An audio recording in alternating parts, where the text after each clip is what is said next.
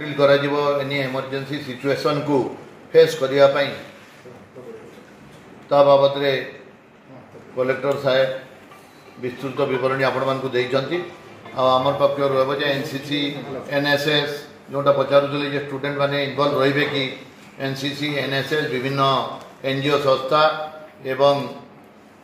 Club मान को मध्य आपको इन्वॉल्व करा जिवो एथिरे ए मॉक ड्रिल पई लोक माने भयभीत हेबार कथा नहीं इटा गोटे आग को किसी भी इमरजेंसी सिचुएशन हेले ताकू को परीक्षा हिसाब रे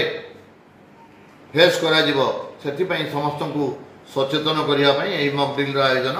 करा जायछि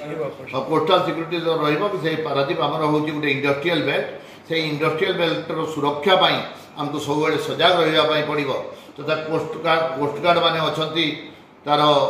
कोस्टल सिक्युरिटी अछंती सेपारेट से माने समुद्र भितर पूरा 100-200 किलोमीटर पर्यंत जे पसिबो जानि परबे तांगर राडार भी अछि तांगर सब अछि तेणु कोस्टल सिक्युरिटी भी इन्वॉल्व अछंती हमर मेराइज पुलिस स्टेशन गुडाक समस्त सजग रहिबे वर्तमान सेवान को तो वेरीफाई करा जाउछि अन्य देश रो भी कोन बोलकरी वेरीफाई करा हिछि एवं छडा हिछि आ आपको केही आसीबार नाही कोस्टल सिक्युरिटी ताको आगरु रखि दउचंती आ तेणु करी हमर किछि नै हमर मॉक ड्रिल पई लोकन को जनसाधारण को हमर अपील रहिबो जे केही भयभीत होवंतु नाही समस्त को सजग करिया पई एही मॉक ड्रिल रो आयोजन करा जाय।